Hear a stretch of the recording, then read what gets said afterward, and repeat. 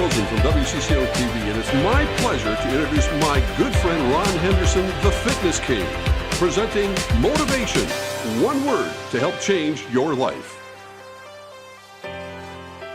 Welcome to Motivation. I'm Ron Henderson, aka the Fitness King.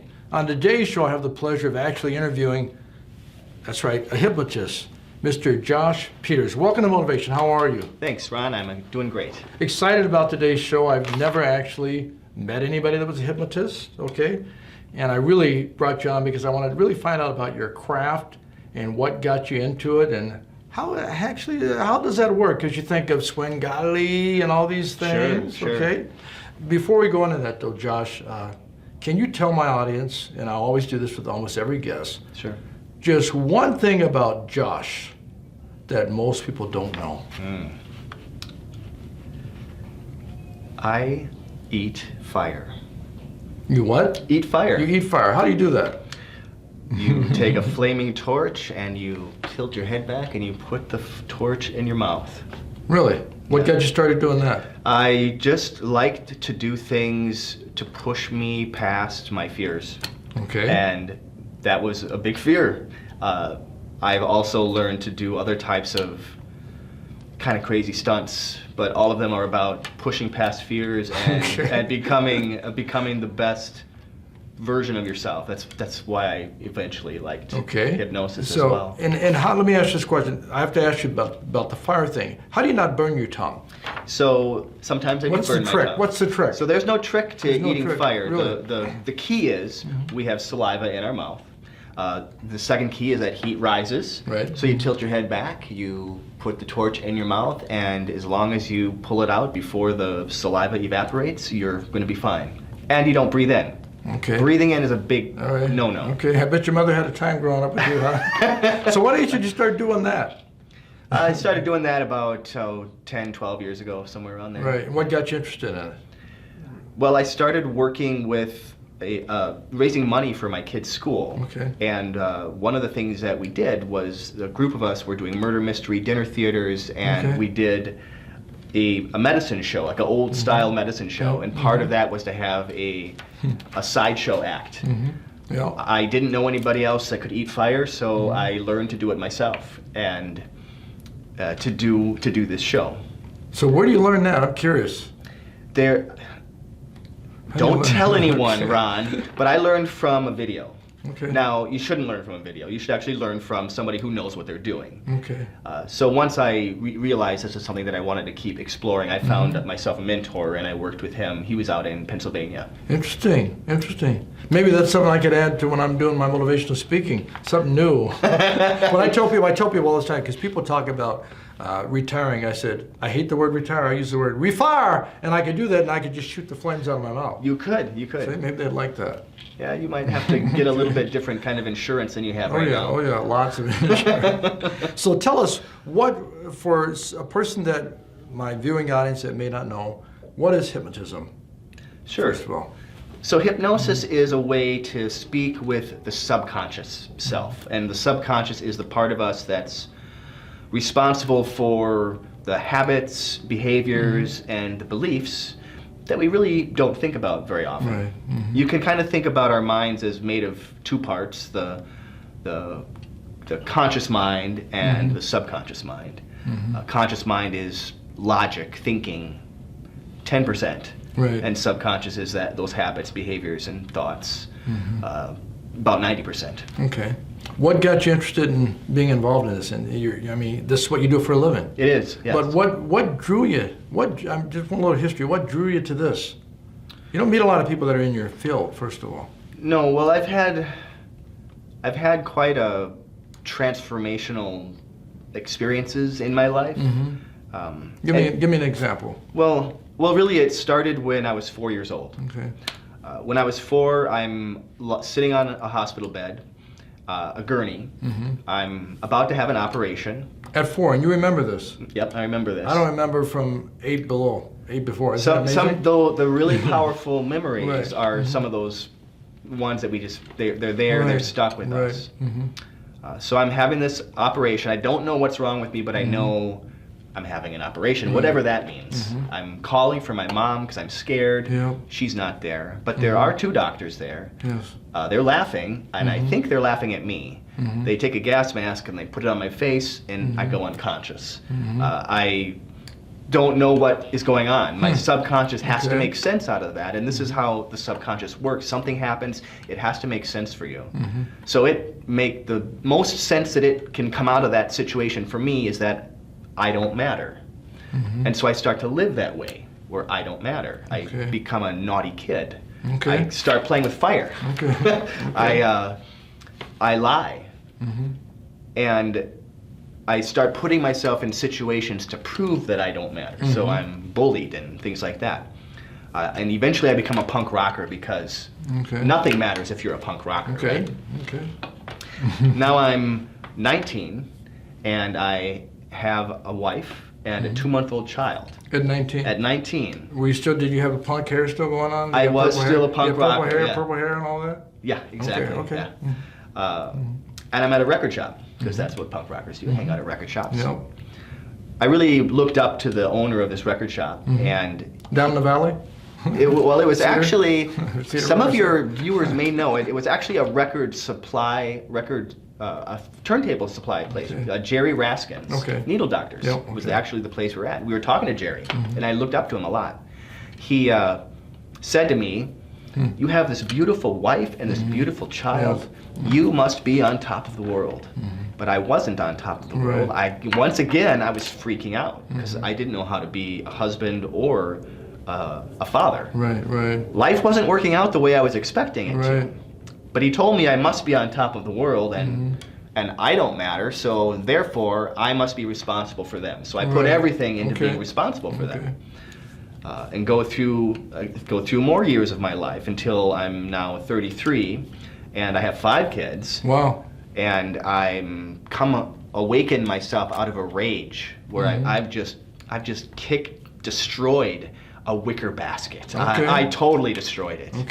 All right. And I was so angry because my wife had told me that for the 3rd time she's fallen in love with another man and was exploring a new relationship. And I just realized I was done. I had an insight in that moment, and this was leading to my transformation. I realized that the only meaning in life is the meaning we give to it. And I hadn't lived that way until this moment.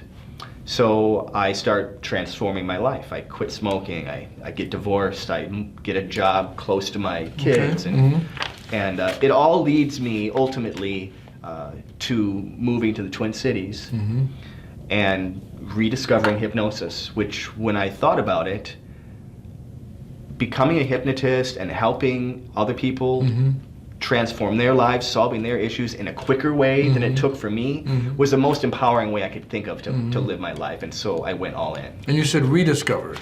Yeah, it has occurred to me throughout my life. In fact, the first time I had hypnosis in my life was when I was 13, and there was a book in my school library on self-hypnosis. So I practiced the self-hypnosis techniques I learned from a book to relax, to be calm during tests and things like that. Interesting. So now, did you go to school for this? How did you let's see, take this craft that you have? How did you get good at it? What did you do? There was a school in Apple Valley, the Midwest Hypnotherapy Academy. I don't think they are in existence any longer. But I found a mentor, and I worked with him through that school. We worked together for about a year, and it was myself and a fellow student and our mentor. Do you use a wand or anything like that? No. Like you see these movies? No, you don't need a wand. You could, but you don't really need it. So, what is a typical client like for you? And what's the process when somebody comes to you for the very first time? Maybe they're dealing with, maybe they're addicted to food, or they're addicted to drugs or smoking, whatever it is. So they're knocking on the door, they're walking into your office, they don't know, they've never met you before, but they've heard about you. What happens when they come into your office? Share that with me a little bit. So the very first thing that happens when a client comes in is we do what I call a strategy session. It's an hour-long time, so I give them my time. We get clear on what's going on with them, how that is showing up in every area of their life, where they would like to go, Right. what that's going to look like in all these different areas of Right. their life. And you end up with this gap between where they are and where they want to go. Oh, yeah. And so then we look at how hypnosis can help them cross that gap. And how can hypnosis help them? So typically what's going on, whether it's somebody who wants to quit smoking, or somebody who's stopped by an anxiety in their life, Right. or somebody who just is trying to get over a fear of public speaking or rejection, what's typally happening is there is a belief they have about themselves or about life. And their subconscious, like mine, that I don't matter, is holding on to this. And it's really getting in the way of them having the success that they're looking for. Yep. With hypnosis, you can find what that belief is, you can get to the underlying cause, and you can let it go so that it doesn't have to bother you any longer. Right. And you can do that in a lot of different ways. I do it through storytelling, through visualizations, through imagining yourself in the future, through direct communication with the subconscious mind. So there's a lot of different ways to do it, and depending on how a client's mind works, that's the way we go. Sure. And how do you discover that? Is that through the initial assessment? Are they like Ray filling out worksheets? Discover how their mind works? Right. I start to get a sense of that in that initial assessment. The initial assessment will always include a little bit of hypnosis, just to get them a taste.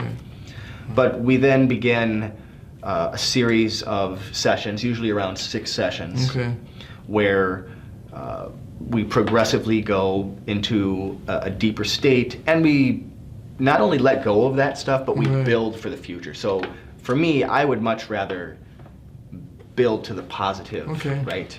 Instead of dwelling on the past. Right. So the process of discovering how their mind works is just kind of trial and error over that period of 6 sessions. I'll get feedback because they'll tell me what's worked, what they liked, what didn't connect with them. So when somebody comes in your office, how do you deal with this? They walk into your office, but they're very hesitant to even come in at first because everything they've ever heard is like, don't let somebody control your mind and all that. And once somebody gets into your head, I mean, you hear about in the movies. This person hypnotized you, and all of a sudden now you didn't like eating chicken, now you're eating chicken. Right, exactly. But I'm just saying, so how do you assure people that those kind of things don't happen? Because you could be like, boom, boom. Yeah, how do you do that? Yeah. So there's a lot of misconceptions out there. Exactly, that's why I'm asking these movies are the movies. Yes, that's why I'm asking these questions. So one of the things that I tell people is everything that you've seen in the movies, you're probably wrong.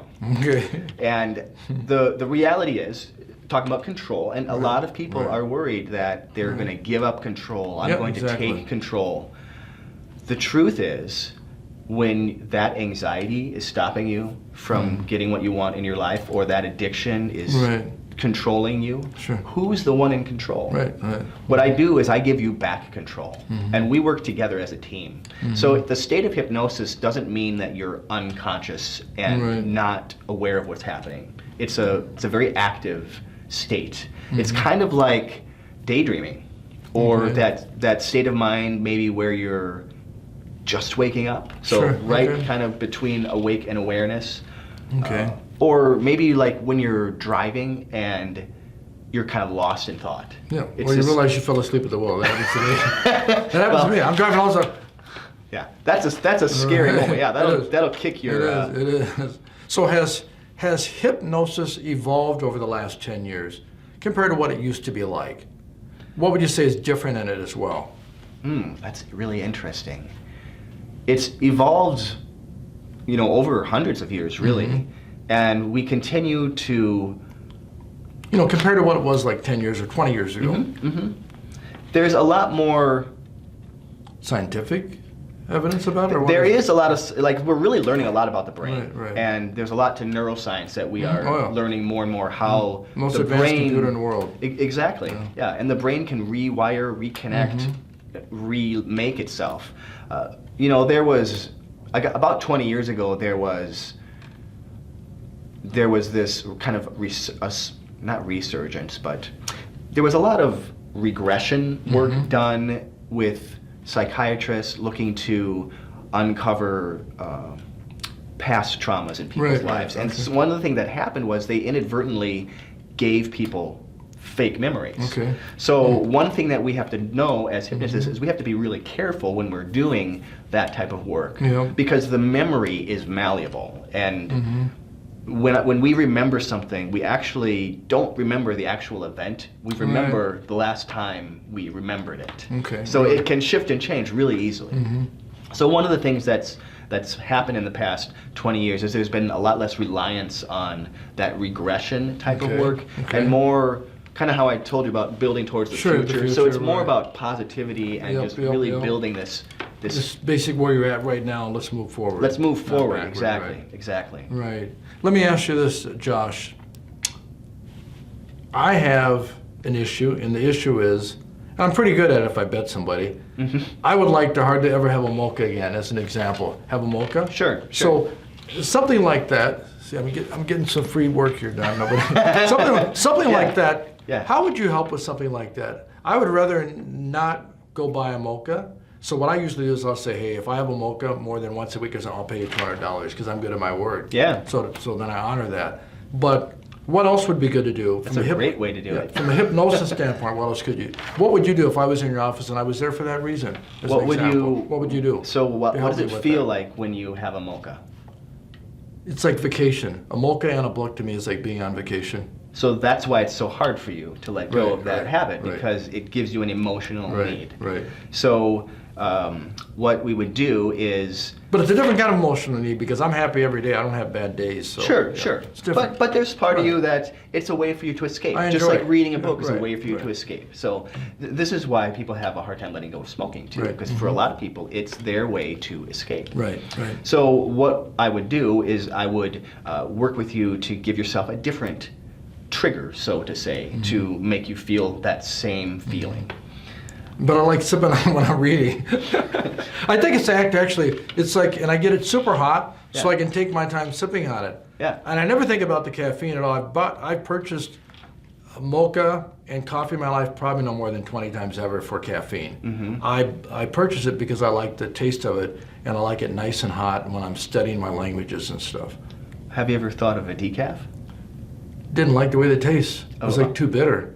So then I had to put all the sugar in there, put more sugar in there. Well, and that's not any. Yeah, and I drink green tea at night when I'm home, but after work, because I get up so early, it's really nice sitting with that super, really hot mocha. So I need some help with that. Well, let's look at that. So one of the things that comes to my mind is there's different kinds of teas that have spice to them that could be a useful benefit. So it sounds to me like it's more about the experience than the mocha itself. Right. So what? It does taste better than the tea to me, by the way. Sure. Well, then like a green tea. I have green tea. Yeah, it tastes better than the green tea. Yeah. Well, of course, it's a sweet, chocolatey mocha. Exactly. And I think I get the sense that you like some of the bitter taste, just not as much of the bitter taste as you got from that decaf one. Right, exactly. So a straight up hot chocolate's going to be too sweet. I don't like that. Yeah. No. And I don't have them put extra when they put chocolate in it. You have a mocha, typical mocha, they put chocolate sprinkles on top. I say don't. Yeah. I don't want it. I don't need that just excess. The taste of that. Something about the taste of it. I use 2 raw sugars. That's it. But I don't eat sweets every day and all this other stuff, but that's like my little treat. I've gone 4 weeks without having a mocha, but I said I'd pay somebody $300 or something if I didn't do it, so. Right, so you're in this place where as long as you have somebody that you have to pay to let go of it, it's going to work for you. That works, yes. What if you just make that for the rest of eternity? For life, I know it's funny. I told somebody this morning, actually, I said, I'm working on something. I'm trying to figure out what it's going to be, though. I said, I'm working on something because there's so much more, there's more sugar in it than what I even realized, okay? And I said, once I saw that, I was like, I got to really cut this back totally.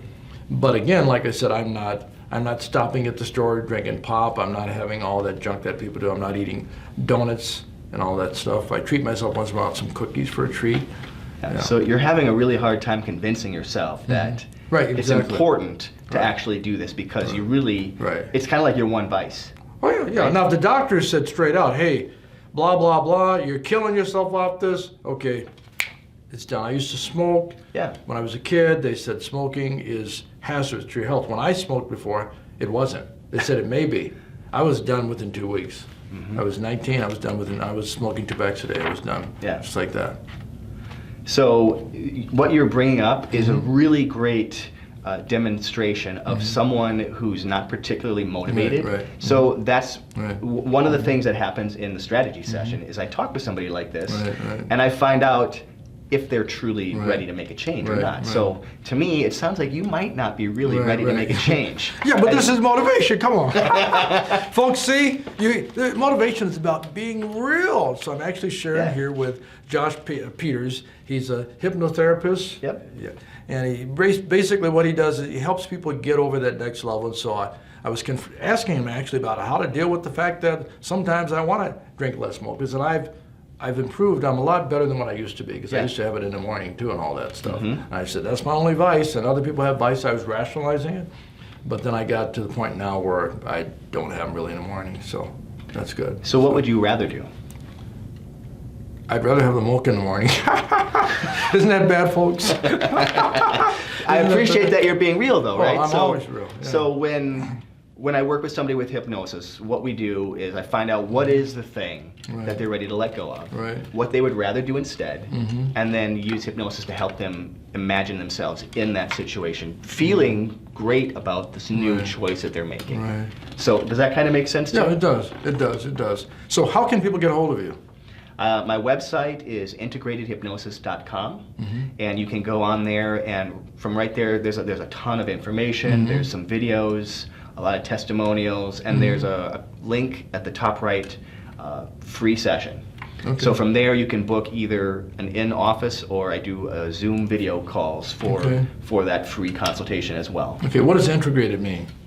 It just is about all the different types of processes that I can use with people to help you become your most integrated. So rather than... And what are they? Do you have a list of them? What do you use typically? I use hypnotic processes. I use what's called NLP, which is neuro-linguistic programming. I use just speaking directly with the subconscious mind. It's really a whole plethora of different types of hypnotic processes or hypnotic type of processes that you can use to help people come to the place where they make the change. Because really what we do is they make the change themselves. Right. It sounds like you love what you do, I would assume. I'm pretty passionate about it. I really love to take people from where they're at to the next level. And to see my clients find within themselves what they never really knew existed sometimes. It can blow them. I mean, it can change people's lives. I'm sure. So do you have any vices yourself? I drink a lot of coffee. You drink a lot of coffee? I drink a lot of coffee. I think that's probably my biggest vice. I can help with that one. Watch my finger. Oh, I'm easily hypnotized, Ron. It works, doesn't it? So, Josh, what do you do when you're not helping people? What do you do for fun? I love to be outside, so I take a lot of walks. I practice yoga. I have this show that I was telling you about that I love to go to small town festivals and give people an experience of finding what they could possibly, how amazing the human body and mind is. Okay, and that's in a show? Yeah, it's a show. I call it the Dangerous Fun Show. And how do people hear about that? Well, I have a website called The Dangerous Fun Show, so you can go on to The Dangerous Fun Show if you want to, and what's dangerous about it? The way you said it, it's dangerous. It's dangerous for me. It's fun for you. Danger, Will Robinson, danger. I eat fire. I lay on a bed of nails. I escape from a straitjacket and chains. Really? So that's the basics of that show, and there's some other stuff in there. We're gonna have to have you back on. You're gonna have to do that here. Yeah, I think it'd be fun. It would be fun. Makes for good TV. Okay. Absolutely. But I want to chain you up myself though. See, Oh, yeah, you I got get some to. change you can't get out of. Yeah, well, we'll see about that, Ryan. I got some change you can't get out. Trust me on that one. I'll have to You'd be inspect like- these things you'd be like before we use 4 that. hours later, like I can't get out. This is a really boring show. He's just sitting there. Exactly. Folks at home, you've been watching Motivation with my guest, Mr. Josh Peters. He's a hypnotist, and you do all the hypnotherapy, all those kind of things.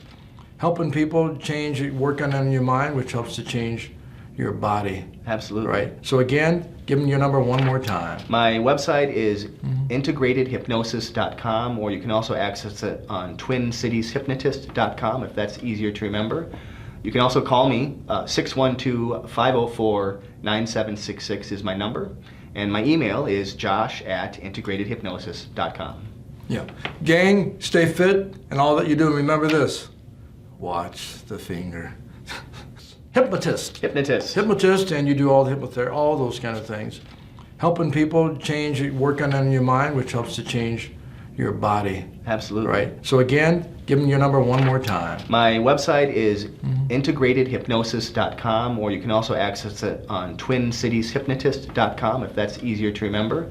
You can also call me, 612-504-9766 is my number, and my email is josh@integratedhypnosis.com. Yeah. Gang, stay fit, and all that you do, remember this. Watch the finger. You've got the power to transform your life. Amen. Great job. Thank you. Thank you, Folks, Ron. thanks for watching Motivation. We're going to see you next time, and all that you do, stay fit, stay blessed, and stay motivated. Good job. Thank you. Yeah, you That was a bet. good job. Good job.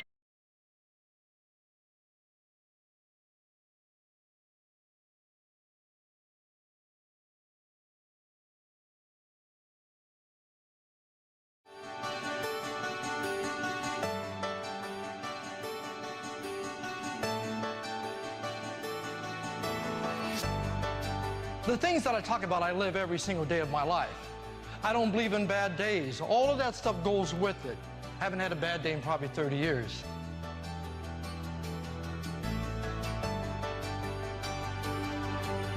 Doesn't matter how much money you have, it's how much health you have. The healthier you are, the more you can do. The longer you can do the things that you want to do.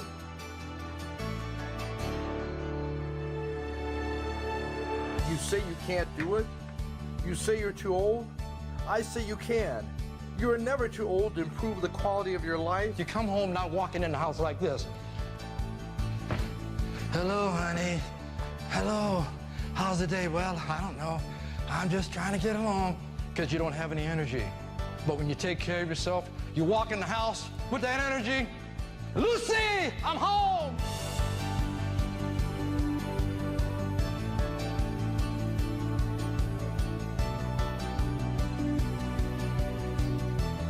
That's the one thing that you cannot buy is good health. You have to earn it.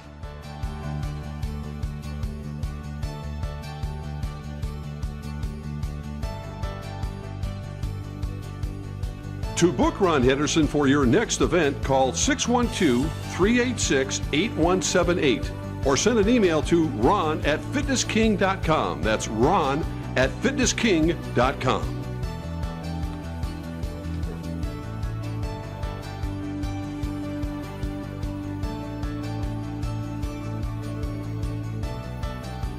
Live life with passion, and remember, stay fit, stay positive. Thank you for your time. Give yourself a round of applause for being here. Honestly. Thank you. Thank you. Hi, I'm the Fitness King, and I'm coming to get you for winning workouts.